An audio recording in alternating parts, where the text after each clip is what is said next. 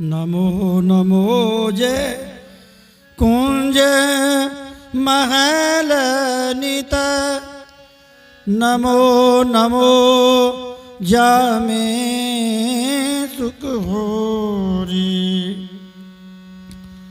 नमो नमो जय कुंज बिहारिन, नमो नमो प्रीतम चित चोरी। नमो नमो जय श्री हरि दासी, नमो नमो इन्हीं की जोरी। नमो नमो इन्हीं की जोरी, नहीं की जोरी। श्री वृंदावन बिहारी लाल की, श्री स्वामी जी महाराज की जय। निजमत सिद्धांत ग्रंथ की जय जय श्री राधे। श्री स्वामी हरिदास जी की परंपरा में जो श्री रसिक देव जी महाराज थे, उनके शिष्य पीताम्बर देव जी तथा उनके शिष्य श्री किशोरदास जी महाराज निजमत सिद्धांत में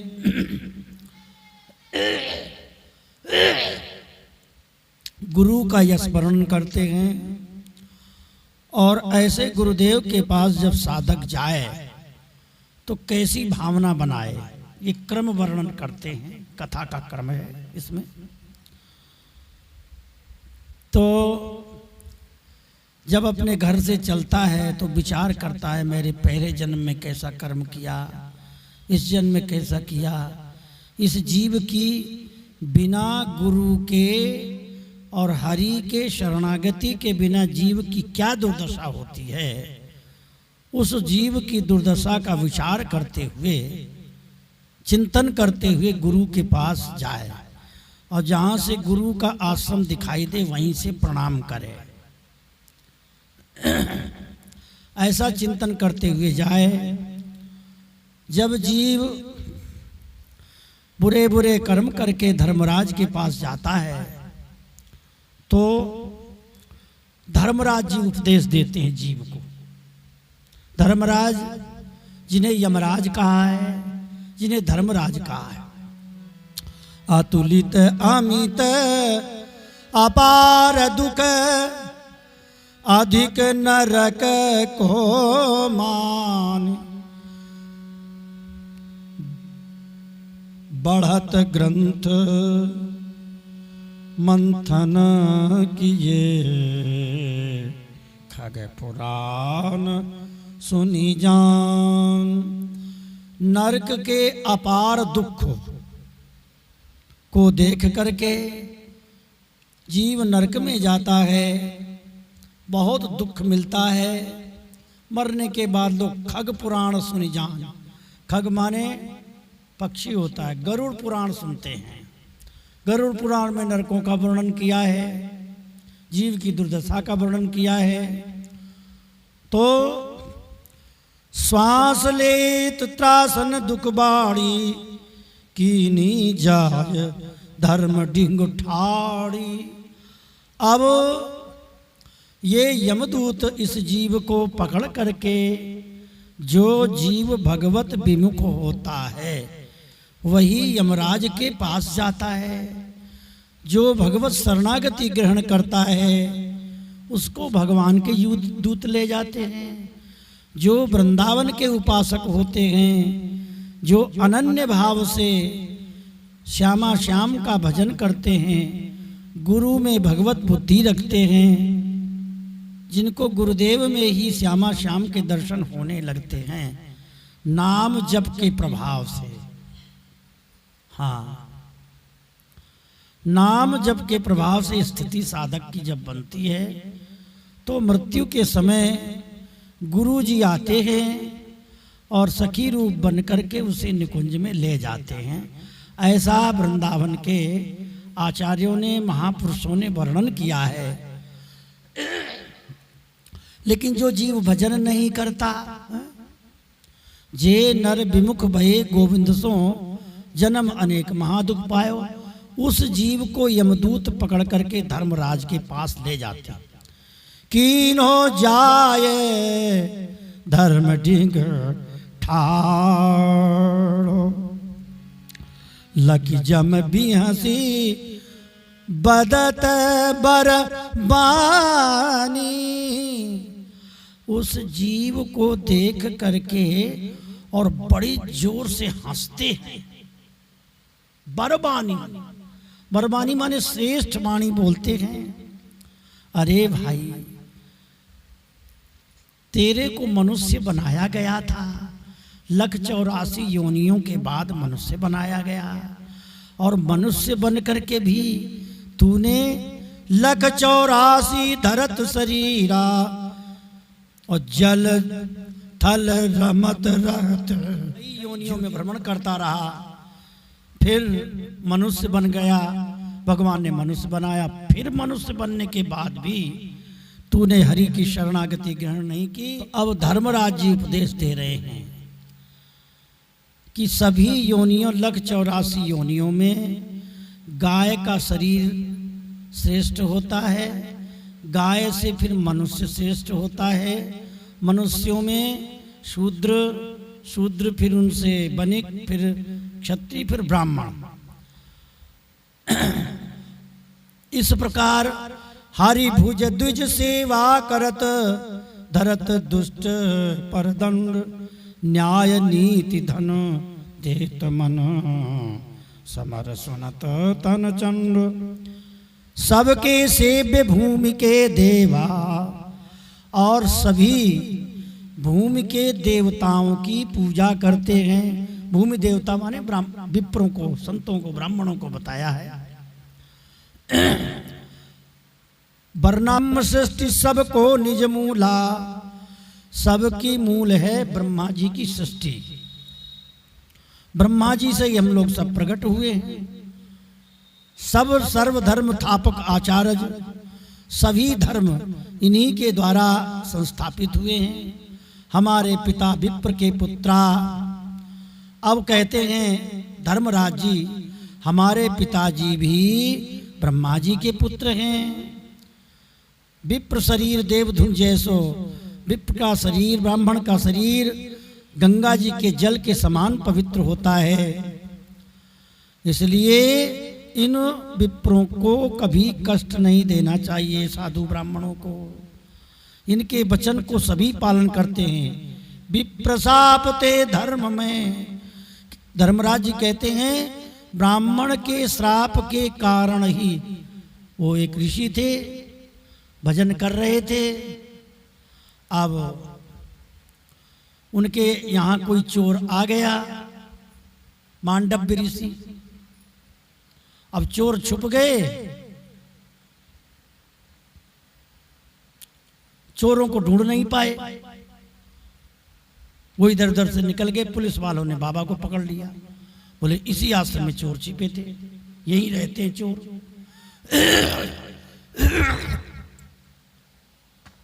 तो महात्मा को ही पकड़ के सूली पर चढ़ा दिया। और जब सूली पर चढ़ा दिया अनि, तो उसका बाण जो था, वो बल्लम होता है ना, उस पर बैठा दिया जाता है। तो पेट से निकलकर और मस्तक से बल्लम जो है भाला छिद जाता है, व्यक्ति मर जाता है। परंतु उनके घाव तो हुआ, लेकिन पूरा शरीर नहीं, भाला छिदा, उसी पर वो बैठे रहे। देखकर सभी लोग घबरा गए। धर्मराज जी अपनी बात बता रहे हैं जीव से कि देखो।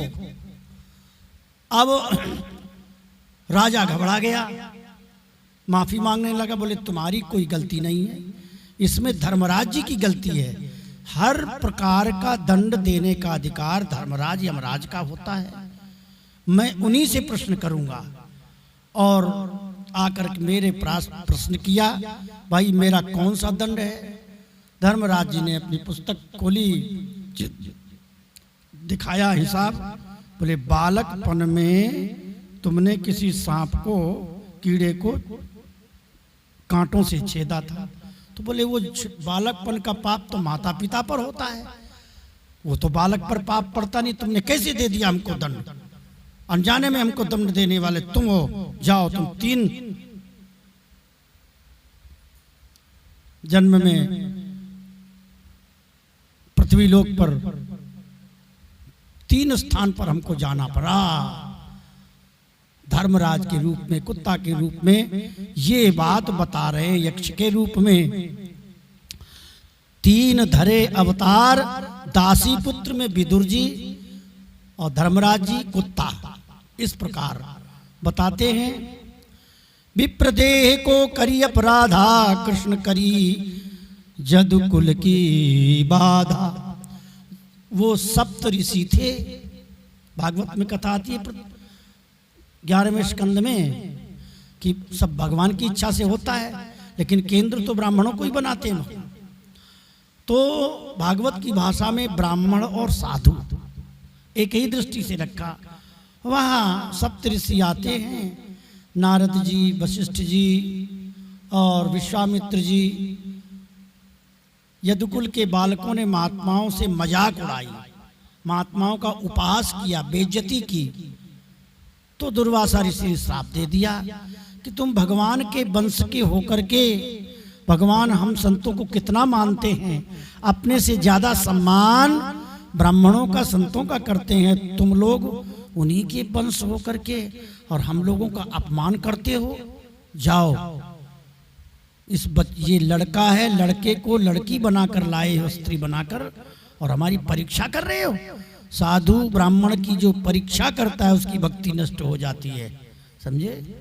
हमारी परीक्षा ले रहे हो, जाओ, इसके पेट में मूसल निकलेगा लोहे का और उसी मूसल से तुम्हारा नाश होगा।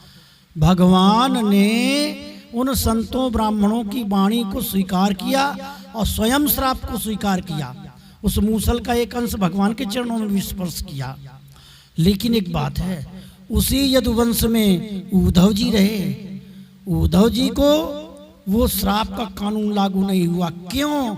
क्योंकि उद्धव जी ने भगवान की अनन्य शरणागति ग्रहण की और उद्धव जी बद्रिकाश्रम में भजन कर रहे हैं।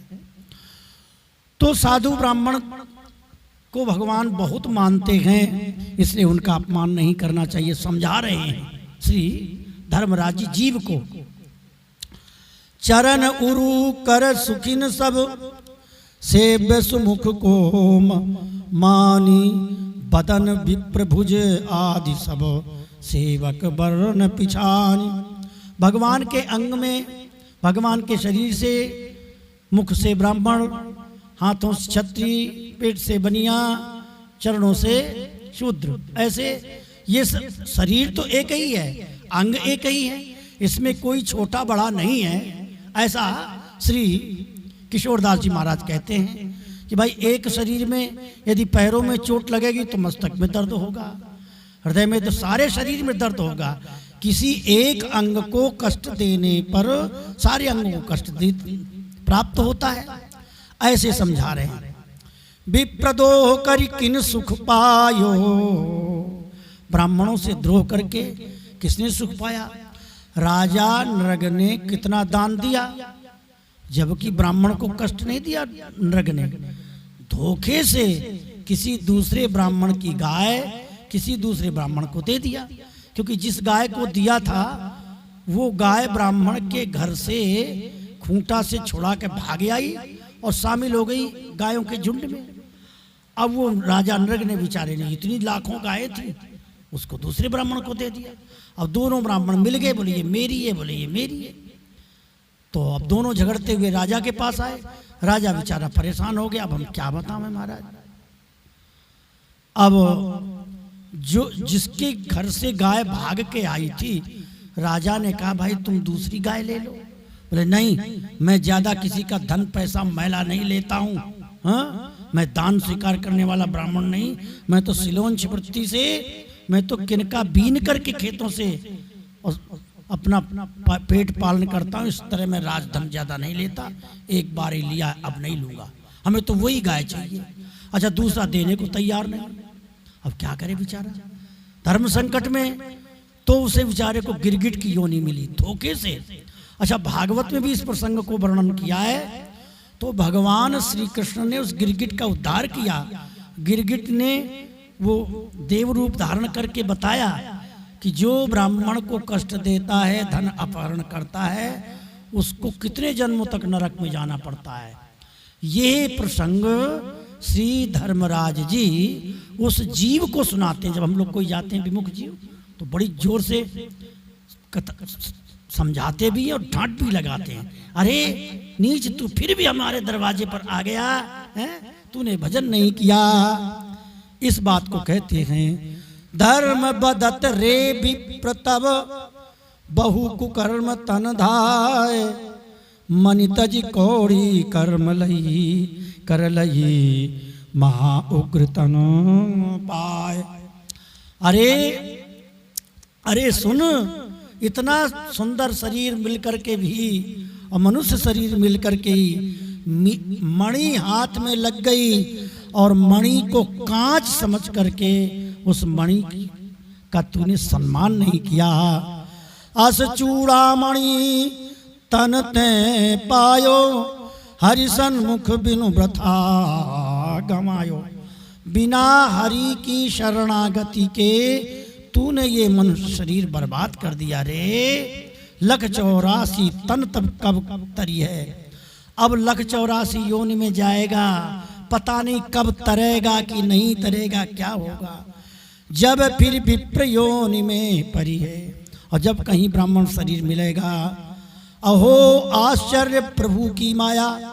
फिर तुरंत उपदेश देने के बाद और हाथ जोड़कर धर्मराज खड़े हो जाते हैं। आहा, वाह प्रभु, आपकी कैसी माया विचित्र है। विप्रदे धरी फिर भर माया। ब्राह्मण शरीर मिल करके और फिर उल्टे सीधे कुकर्म और पाप करके और फिर ये जीव बेचारा मेरे पास आया। सिंह न समझी आपनो रूपा। सिंह जो है कुत्तों के साथ, भेड़ियों के साथ मिलकर के घूम रहा है, अपने स्वरूप को भूल गया। ताप पिय मानत मन मोदा भवगतीत फिर करी न विनोदा। सतगुरु मृगपति बदि इम बानी। अब सिंहों के राजा सतगुरु का कृपा हुई तो वो सतगुरु उन भेड़ों के झुंड से अपने को पकड़ के लाता है और कहता है बेटा तुम तो इनके पास के रहने वाले हो। गुरु की कृपा होती है तब जीव अपने स्वरूप को समझता है। अमित अजा गुरु सिंह तजी त्यों तय तजी न कुसंग। भक्ति करी न हरि शरण परे तरी न सिंधु भवरंग। ऐसे ममित अजा गुरु सिंह तजी, इस प्रकार अब उन भेड़ और कुत्ता और ये अजा बकरी का जो संग मिला था उसको छोड़ करके फिर वो हरि की शरण में जीव आता है। सतगुरु करी न वृथा तन हार्यो। सतगुरु बिन तो कौन ऊंचा उबार्यो। तैने सतगुरु नहीं किया बेटा, इसीलिए तू मेरे पास आ गया। यदि तू गुरु की शरण में जाता तो मेरे यमलोक में तेरे को बेटा कोई नहीं लाता। कहाँ कलत्र पशु ते सुत आदा। कहाँ ग्रह को द्रव्य परमादा।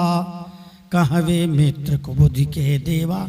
अब तेरे कहाँ है मित्र, कौन तेरा सहारा दे रहा है? कोई तेरे पास है जो तेरे मित्र बन बन के भगवत विमुख कराते थे और गुरु के पास नहीं जाने देते थे, सत्संग नहीं करने देते थे। कहाँ पर त्रिया तास पे बोलो। अब बता बेटा, तेरी वो अपनी स्त्री को त्याग कर दूसरी स्त्री से प्रेम किया, वो तेरी दूसरी स्त्री कहाँ है? अब यहाँ कोई नहीं है। अब तेरे सामने ये दूत हमारे खड़े हैं और मैं भी तेरे सामने खड़ा हूँ, कोई बचावे तेरे को है? ताकु संग करी अपराधु। संत सभा कहाँ निरखी असाधु। संत सभा में जाकर के संतों को बदनाम करता रहा, संतों में कमी निकालता रहा, अपने को श्रेष्ठ करता रहा। रावण को संग सिंधु करी, फिर कपोत परी बंद। रावण का कुसंग प्राप्त हुआ समुद्र को, धुंधमार विश्वाविनसी तजी कुसंग मतिमंद।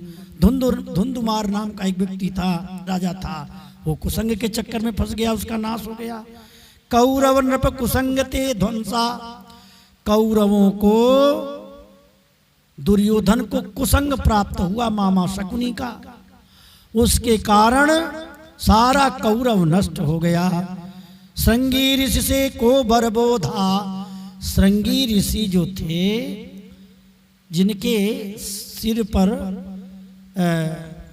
हिरण का सींग लगा था, जो हिरनी से पैदा हुए थे, तो उनके पिताजी जो थे उनको ज्ञान हो गया था कि हमारे एक कुसंग के कारण, हमारे कारण से और हिरण से बच्चा पैदा हुआ, अब मैं अपने बेटे को कुसंग मैं नहीं पढ़ने दूंगा। तो जंगल में अपने बेटे को रखते थे श्रृंगी ऋषि के पिताजी, और कहीं भी स्त्रियों के पास नहीं जाने देते थे, और वो बालकपन से भजन साधन कराया सिद्ध हो गए थे। श्रृंगी ऋषि के जन्म का प्रसंग आता है तो वहां महाराज ठाकुर जी की इच्छा जैसी थी, श्री दशरथ जी के कोई पुत्र नहीं हो रहा था। रोमपाद नाम के राजा के यहाँ राम जी की बहन शांता रहती थी।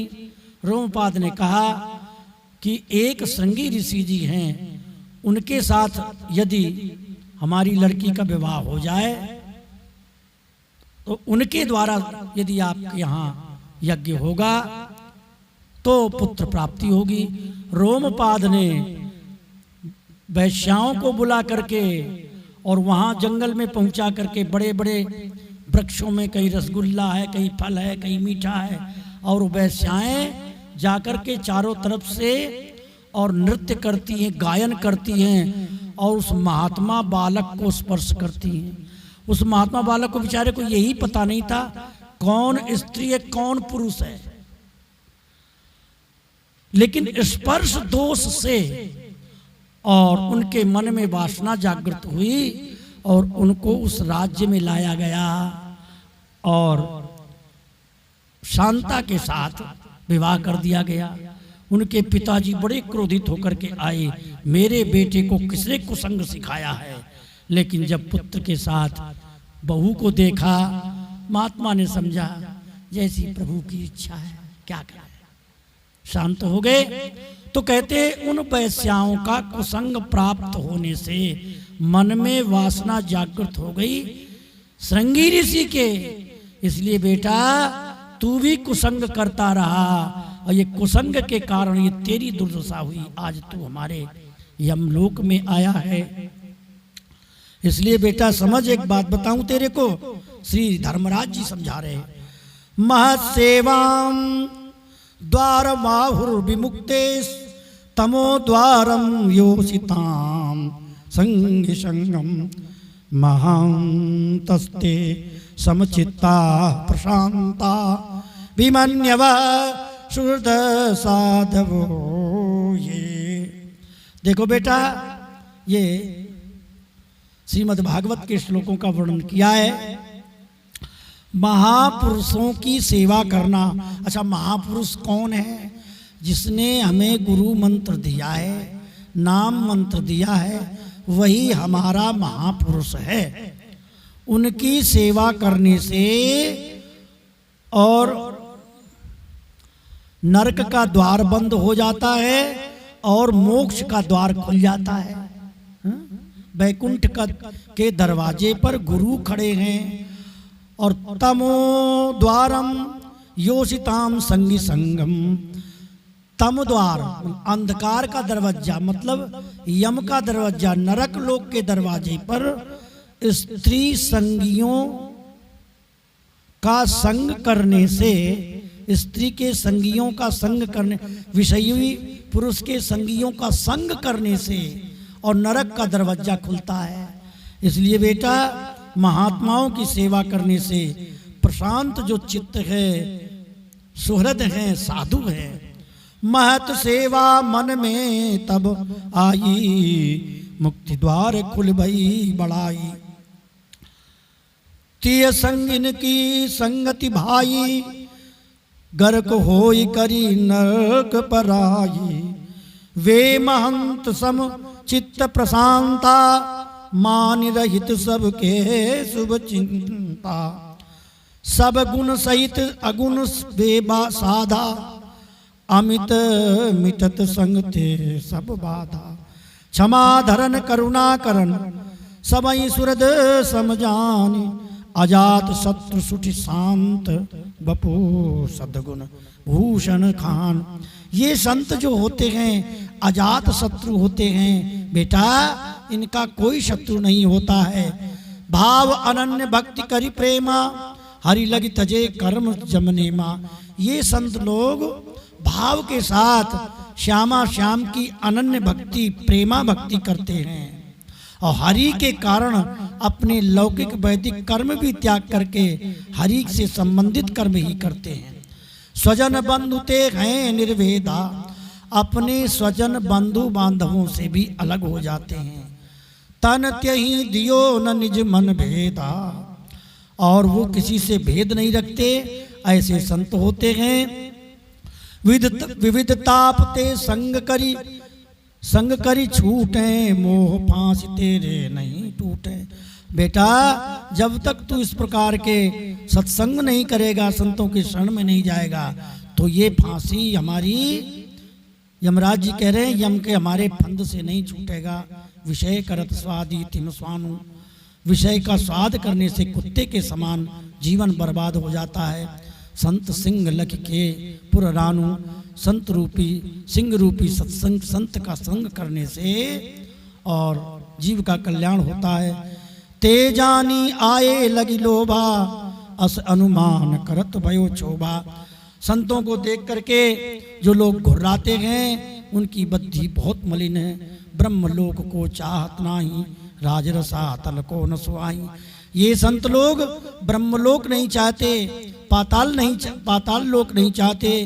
योग सिद्ध की मन नहीं, मुक्ति होन नहीं चाहे। हरिपद कमल पराग की, शरण भये सुख पाए। ये जो संत होते हैं इनको योग सिद्धि नहीं चाहिए, कुछ भी नहीं चाहिए। ये तो केवल भगवान के चरण कमल की सेवा चाहते हैं। बेटा इस प्रकार अब तू अब की बार हमारे पास आया, ध्यान रखना अब संसार में जा रहा है, संतों का सत्संग करना, गुरु की शरण में जाना। इस प्रकार धर्मराज जी अपने जीव को उपदेश दे रहे हैं। आगे और भी यही प्रसंग चल रहा है, आगे के सत्र में यही चिंतन करेंगे। बोलो वृंदावन बिहारी लाल की जय। जय श्री राम।